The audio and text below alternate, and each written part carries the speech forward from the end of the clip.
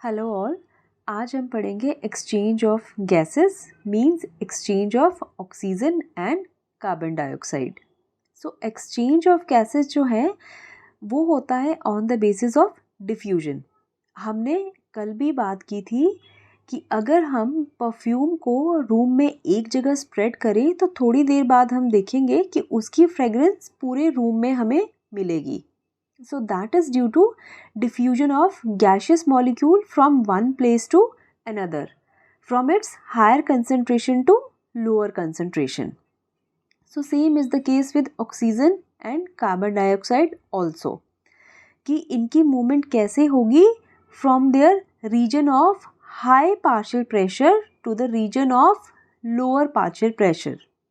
Now what is this term partial pressure? सी हम बात करते हैं इंस्पायरेशन में इनटेक ऑफ ऑक्सीजन की, राइट।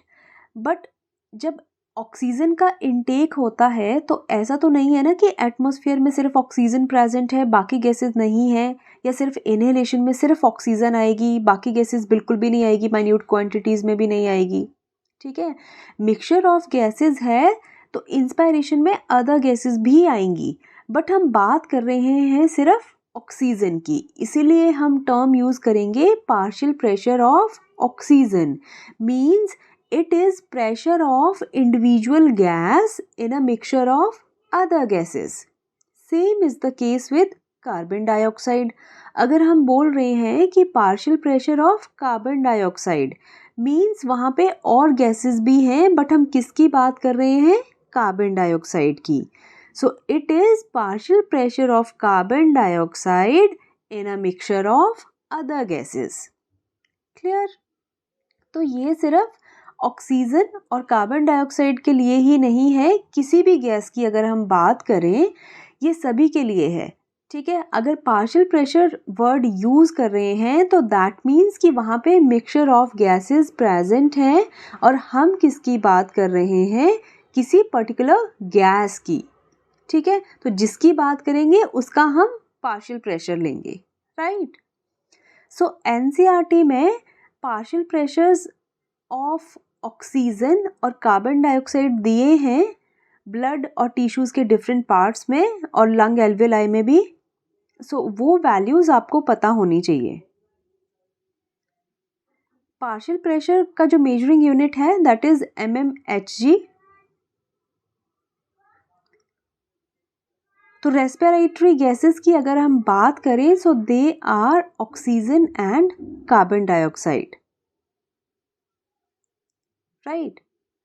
सो इन दो गैसेस का हम पार्शियल प्रेशर देखेंगे। सबसे पहले स्टार्ट करते हैं एटमॉस्फेरिक एयर से। एटमॉस्फेरिक एयर में इन गैसेस का पार्शियल प्रेशर कितना है? देखो, ऑक्सीजन का पार्शियल प्रेशर ज़्यादा होगा, इट इज़ अबाउट 159 mmHg। इतना कहाँ पे होगा? एटमॉस्फेरिक एयर का। अगर हम CO2 की बात करें एटमॉस्फेरिक एयर में सो वो बहुत ही कम क्वांटिटी में प्रेजेंट होती है, 0.3 mmHg ओनली।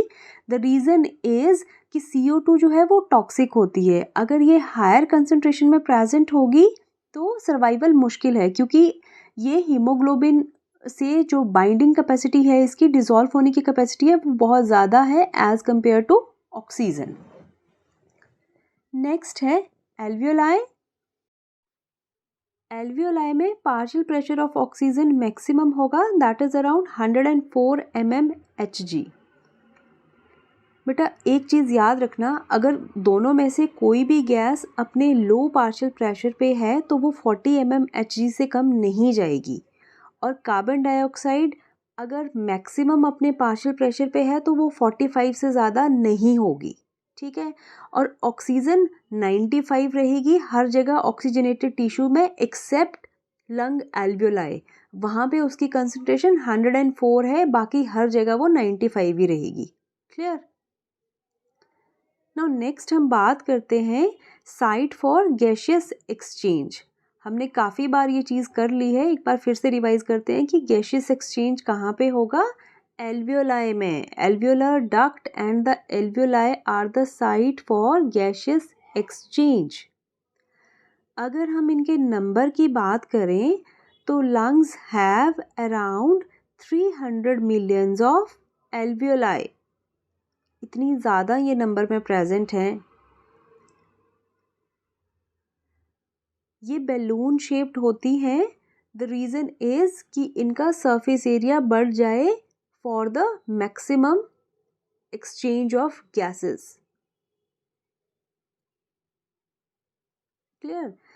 अच्छा, नेक्स्ट इम्पॉर्टेंट जो कॉन्सेप्ट है दैट इज़ कि जो रेस्पिरेटरी मेम्ब्रेन है, जो रेस्पिरेटरी सरफेस है, वो कौन कौन सी मेम्ब्रेन्स को मिला के बना होता है. जो एक्सचेंज ऑफ गैसेस होता है, हम बोलते हैं कि exchange of gases will take place between alveoli and the capillary wall. उसमें कौन कौन सी वॉल इन्वॉल्व हैं, उनके सेल्स किस तरह के होते हैं, तो वो हम पढ़ेंगे रेस्पिरेटरी सरफेस या रेस्पिरेटरी मेम्ब्रेन को स्टडी करने के लिए कि वो मेम्ब्रेन कैसे बनी होती है जहाँ पे एक्सचेंज ऑफ गैसेस होता है. सो चलिए एल्वियोलाई का स्ट्रक्चर ड्रॉ करते हैं.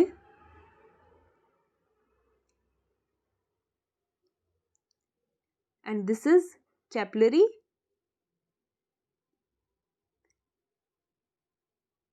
Now this is alveoli. Alveoli के पास में एक बिल्कुल थिन सेल्स की लेयर होती है and that is squamous epithelial cells. Squamous epithelium जब हम टिश्यू पढ़ेंगे, एनिमल टिश्यू, तो देखेंगे उसमें क्या होता है. अभी के लिए बस इतना याद रखो कि बिल्कुल थिन लेयर होती है. And this is capillary. Capillary के पास भी thin layer of squamous epithelium होती है, उसे कहते हैं endothelium. So, endothelium is nothing but just the thin layer of squamous epithelial cells.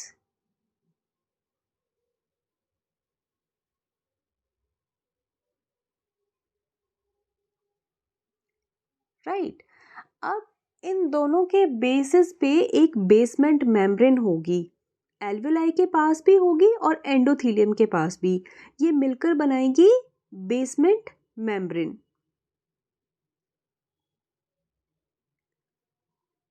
This basement membrane, it is also a part of respiratory membrane. Now listen carefully. Respiratory membrane is formed of three membranes. First is squamous epithelium, alveoli की squamous epithelium जो है. Second is basement membrane and third is endothelium of capillary. ये तीनों membranes मिलके बनाती है respiratory membrane. सो आपको पता होना चाहिए कि रेस्पिरेटरी मेम्ब्रेन कौन कौन सी मेम्ब्रेन्स को मिला के बनती है. And this basement membrane is non cellular. इसमें सेल्स नहीं हैं. जैसे एल्वियोलाई की वॉल में भी स्क्वैमस एपिथेलियम है और कैपिलरी की वॉल में भी है, बट जो बेसमेंट मेम्ब्रेन है that is non cellular.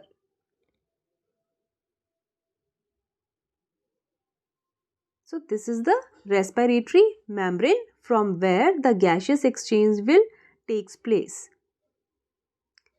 Now next important thing is property of this respiratory membrane. कि respiratory membrane कैसी होनी चाहिए. ये thick होनी चाहिए या thin होनी चाहिए, moist होनी चाहिए, dry होनी चाहिए, कैसी होनी चाहिए ये. So this respiratory membrane must be moist.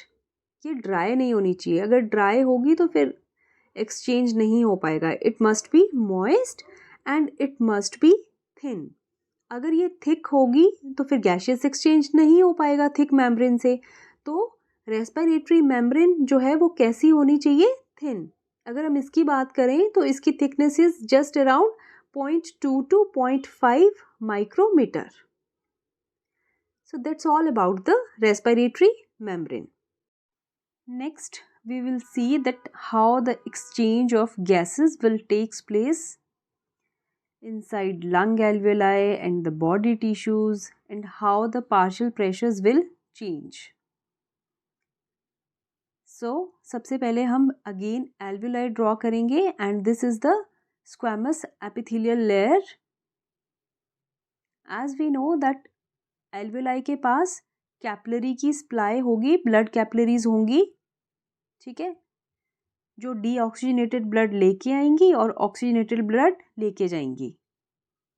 इनमें आरबीसीज प्रेजेंट हैं, ठीक है, जिनमें कि फिर हीमोग्लोबिन होगा।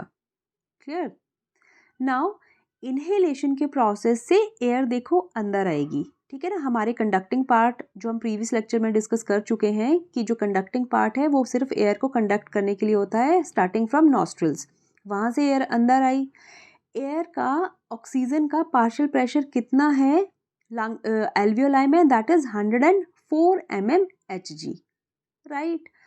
अब देखो इसका यहाँ पे पार्शियल प्रेशर ज़्यादा है। अगर हम कार्बन डाइऑक्साइड के पार्शियल प्रेशर की बात करें तो उसका कितना होगा, 40 mmHg। बेटा दोनों गैसेस का पार्शियल प्रेशर ना कभी ज़्यादा नहीं होगा एक साथ, ना दोनों का पार्शियल प्रेशर कभी कम होगा एक साथ। अगर एक ज़्यादा है तो दूसरी अपने लोएस्ट पे होगी, ठीक है। मैंने आपको बताया था कि पार्शियल प्रेशर 40 mmHg से कम नहीं जाएंगे किसी के भी। तो अगर ऑक्सीजन का 104 है तो मतलब कार्बन डाइऑक्साइड का कम होगा तो कितना होगा, 40 mmHg। क्लियर। ये जो मैंने ब्लू कलर से ड्रॉ करी है ये क्या है, कैपिलरी जो डीऑक्सीजनेटेड ब्लड लेके आ रही है।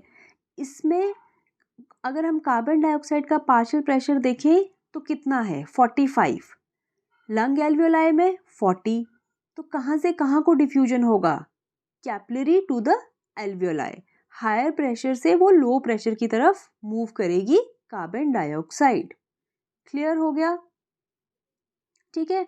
अब ऑक्सीजन की अगर हम बात करें तो एल्वियोलाई में ज़्यादा है, कैपिलरी में कम था, इसलिए एल्वियोलाई से कहाँ डिफ्यूज कर गया, कैपिलरी में। अब वो ऑक्सीजनेटेड हो गई, ठीक है। इसी को ही हम एक्सटर्नल रेस्पिरेशन भी कहते हैं। So now the partial pressure of capillary become 95 mmHg। इसका बढ़ गया, कार्बन डाइऑक्साइड का कितना हो जाएगा, लोएस्ट, दैट इज 40 mmHg। अब देखो बेटा क्वेश्चन कम्स कि अगर एल्वियोलाई में 104 था तो एकदम से ब्लड वेसल में जाते ही वो 95 क्यों हो गया, कहाँ गई बाकी ऑक्सीजन, ठीक है। तो क्या होता है ध्यान से सुनो। पल्मोनरी वेन और पल्मोनरी वेन की जो ब्रांचेस हैं उनमें ऑक्सीजनेटेड ब्लड कलेक्ट होने से पहले कुछ एक ब्रेकियल वेन्स होती हैं प्रेजेंट हमारे चेस्ट रीजन के पास में, उनसे कुछ एक डीऑक्सीजनेटेड ब्लड उसमें मिक्स हो जाता है पल्मोनरी वेन में और उसकी ब्रांचेस में, जिसकी वजह से जो पार्शियल प्रेशर है ऑक्सीजन का वो कम हो जाता है फ्रॉम 104 टू 95। उसको बोलते हैं वीनस एडमिक्स्ड। क्या बोला मैंने कि थोरैसिक रीजन में ब्रेकियल वेन्स हैं जिनमें डीऑक्सीजनेटेड ब्लड है, उनका ब्लड थोड़ा सा मिक्स हो जाएगा इसके साथ और इसका पार्शियल प्रेशर थोड़ा कम हो जाएगा। समझ आ गई बात। अब सपोज लंग के पास से सारी कैपिलरीज कहाँ जाएंगी, अब पल्मोनरी वेन के पास, ठीक है ना। सारा ऑक्सीजनेटेड ब्लड लेके वो पल्मोनरी वेन के पास जाएगी और पल्मोनरी वेन किसके पास लेके जाएगी ब्लड को, फाइनली हार्ट के पास। हार्ट एक ऑर्गन है जहाँ पे ऑक्सीजनेटेड और डीऑक्सीजनेटेड दोनों ब्लड आएंगे अलग अलग चैम्बर्स में। ऑक्सीजनेटेड ब्लड आ रहा है देखो यहाँ पल्मोनरी वेन के थ्रू, वो भी हार्ट में आएगा, ठीक है। And pulmonary vein is the only exception which carry oxygenated blood. Veins में बेटा डीऑक्सीजनेटेड होता है एक्सेप्ट पल्मोनरी वेन, सिर्फ ये एक ऐसी वेन है जिसमें ऑक्सीजनेटेड होगा। अब देखो ऑक्सीजनेटेड है तो पार्शियल प्रेशर ऑक्सीजन का 95 होगा, ऑक्सीजन का 95 है तो कार्बन डाइऑक्साइड का मिनिमम होगा और कितना होगा, 40 mmHg। नाउ ब्लड आ गया लेफ्ट एट्रियम में, ऑक्सीजनेटेड ब्लड नाउ अब लेफ्ट एट्रियम से ये कहाँ जाएगा, वेंट्रिकल, लेफ्ट इस ब्लड को वेंट्रिकल्स में करेगा पूरी बॉडी में, क्योंकि ये ऑक्सीजनेटेड ब्लड है और हमारी बॉडी के हर एक टिश्यू को, हर एक सेल को ऑक्सीजनेटेड ब्लड की ज़रूरत है। तो उसको कौन पूरा करेगा, लेफ्ट वेंट्रिकल। लेफ्ट वेंट्रिकल इस ऑक्सीजनेटेड ब्लड को पूरी बॉडी में पंप करेगा और जो इससे आर्टरी निकलेगी that we call systemic artery. और वो सिस्टेमिक आर्टरी आगे जाके फर्दर छोटी छोटी आर्टरियोल्स, कैपिलरीज में टूट के फिर सेल्स और टिश्यूज में एंटर करेंगी। Now suppose these are the tissues और cells and this is the systemic artery which is bringing this oxygenated blood to the cells.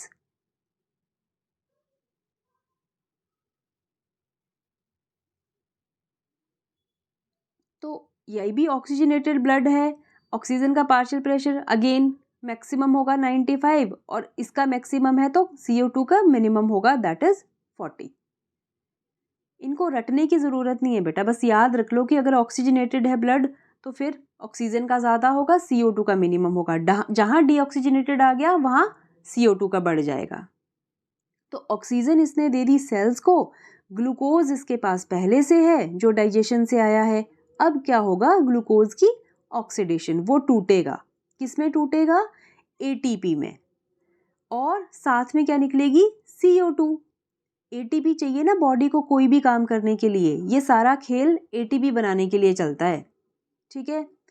अब सेल्स में क्या प्रोड्यूस हो गई, CO2, मतलब ब्लड कैसा हो जाएगा अब, डीऑक्सीजनेटेड। ऑक्सीजन तो कंज्यूम हो गई हमारी, ठीक है, ग्लूकोज को ऑक्सीडाइज करने के लिए वो तो यूज हो गई। अब बॉडी सेल्स में प्रोड्यूस हो गई CO2। अब उसने ब्लड को कैसे बना दिया, डीऑक्सीजनेटेड। क्लियर। ये जो एक्सचेंज ऑफ गैसेस होता है बेटा between the blood tissue and the capillaries, that is known as internal respiration,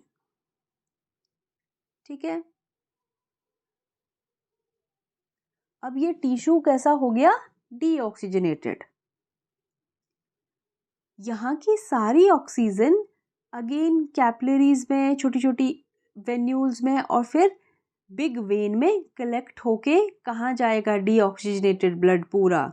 ये डीऑक्सीजनेटेड ब्लड जाएगा फिर से हार्ट के पास, और कौन से चैम्बर में, राइट एट्रियम में।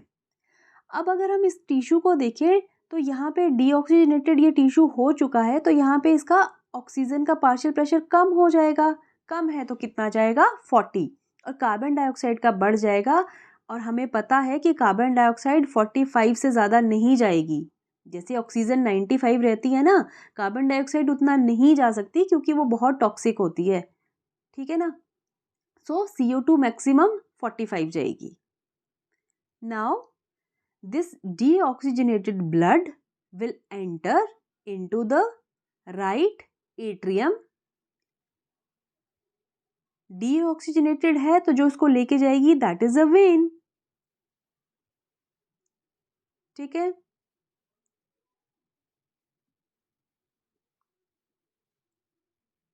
हम अपनी डेली लाइफ में दिल की सुने ना सुने, बट सर्कुलेशन में हार्ट का इम्पॉर्टेंट रोल है ही। जो हार्ट बोलेगा वही होगा, जो दिल कहेगा वही होगा, ठीक है।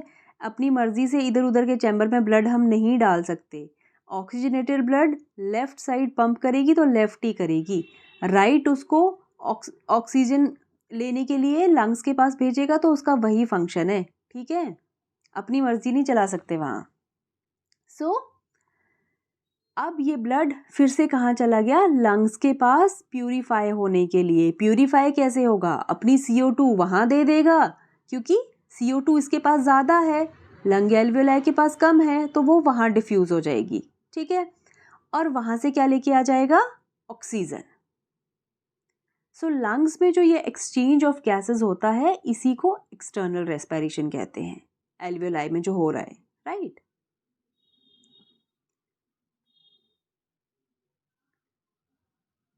So I hope this is clear to you। याद रखना बेटा, देखो जैसे पिक्चर में आप देख रही हो कि राइट साइड में क्या है, ऑक्सीजनेटेड ब्लड मूव कर रहा है हर जगह। तो जहाँ भी ऑक्सीजनेटेड ब्लड मूव करेगा पार्शियल प्रेशर ऑक्सीजन का ज़्यादा रहेगा। ज़्यादा कितना रहता है? 95। ऑक्सीजन का पार्शियल प्रेशर ज़्यादा है तो CO2 का कितना होगा? Minimum, that is 40। सिर्फ टिश्यूज़ को छोड़ के। टिश्यू में क्या होगा? ऑक्सीडेशन, ग्लूकोज के तोड़ने के लिए ऑक्सीजन यूज हो जाएगी तो टिश्यूज़ में क्या प्रोड्यूस होगी? CO2। वो डीऑक्सीजनेटेड हो जाएगा वहाँ का ब्लड। ये डीऑक्सीजनेटेड हो जाएगा मतलब CO2 का लेवल बढ़ जाएगा। कितना हो जाएगा पार्शियल प्रेशर? 45। वो 45 हुआ तो ऑक्सीजन आ जाएगी मिनिमम पे। ठीक है, सेम जो है पार्शियल प्रेशर रहेगा वो जहाँ जहाँ भी घूमेगा जब तक ब्लड डीऑक्सीजनेटेड है। सो इनको क्रैम नहीं करना है, बस माइंड में रखना कि कोई भी पूछ ले कि डीऑक्सीजनेटेड ब्लड है या ऑक्सीजनेटेड है तो वहाँ से याद रखना कि ऑक्सीजनेटेड में क्या रहते थे पार्शियल प्रेशर्स, डीऑक्सीजनेटेड में क्या रहते थे। ठीक है ना, इसको क्रैम करने की ज़रूरत नहीं है। और यहाँ पे जब ये अपनी कार्बन डाइऑक्साइड देगा तो वो एक्सहेलेशन के थ्रू हमारे कंडक्टिंग पार्ट से नॉस्ट्रल से अगेन बाहर चली जाएगी। Clear? And I hope this venous admix term is also clear to you कि पार्शियल प्रेशर जो है एल्वियोलाई का 104 से 95 पे क्यों आता है? क्योंकि वहां पे मिक्सिंग ऑफ डीऑक्सीजनेटेड ब्लड हो जाती है थोड़ी सी। ठीक,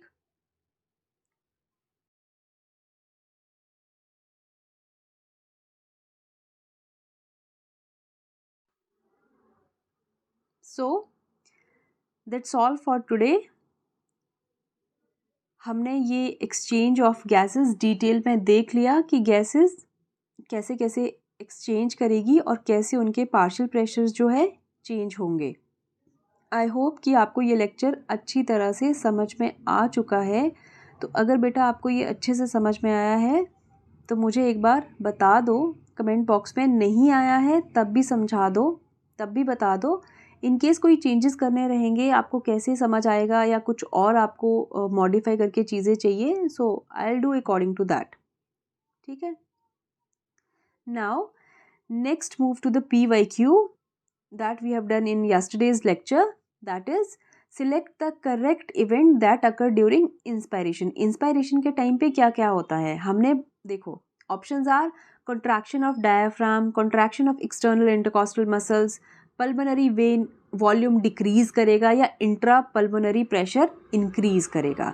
हमने ये चीज़ क्लियरली पढ़ी थी कि इंस्पायरेशन के टाइम पे दो मसल्स वर्क करती हैं और एक्सपायरेशन में भी। वो कौन सी थी? Diaphragm and external intercostal muscles. दोनों मसल्स क्या करेंगी? कॉन्ट्रैक्ट, तभी इंस्पायरेशन होगी। Third and fourth option wrong है क्योंकि पल्मोनरी वॉल्यूम डिक्रीज नहीं करेगा, इंक्रीज करेगा। जब दोनों मसल्स कॉन्ट्रैक्ट करेंगी तो थोरैसिक कैविटी क्या होगी? बढ़ जाएगी ना। बढ़ जाएगी तो प्रेशर क्या होगा? ज़्यादा नहीं, कम हो जाएगा। इंटरनल प्रेशर जब कम होगा तभी तो बाहर की एयर अंदर मूव करेगी ना। ठीक है, इस लेक्चर में देखो हमने प्रीवियस लेक्चर में ये अच्छी तरह से एक्सप्लेन किया था कि डायाफ्राम देखो नीचे की डायरेक्शन में कॉन्ट्रैक्ट होगा और रिब्स पुल होंगी। तो लेफ्ट में जो पिक्चर है देखो उससे क्या हो रहा है कि वॉल्यूम थोरैसिक कैविटी का इंक्रीज हो रहा है। राइट साइड पे अगर आप पिक्चर देखो तो उसमें क्या है? थोरैसिक कैविटी कम है। ठीक है ना, तो जिस पिक्चर का वॉल्यूम ज़्यादा है दैट मीन्स कि इसमें क्या है? प्रेशर कम है। क्लियर हो गया ना? ठीक है, now this is the question for today. The partial pressure of oxygen in alveoli of lungs is, options are equal to that in the blood, more than that in the blood, less than that in the blood and less than that of carbon dioxide. आज हमने detail class पढ़ी है partial pressures की। तो I hope you know this answer कि partial pressure of oxygen in alveoli of lungs is किससे ज़्यादा और कम है। ठीक है,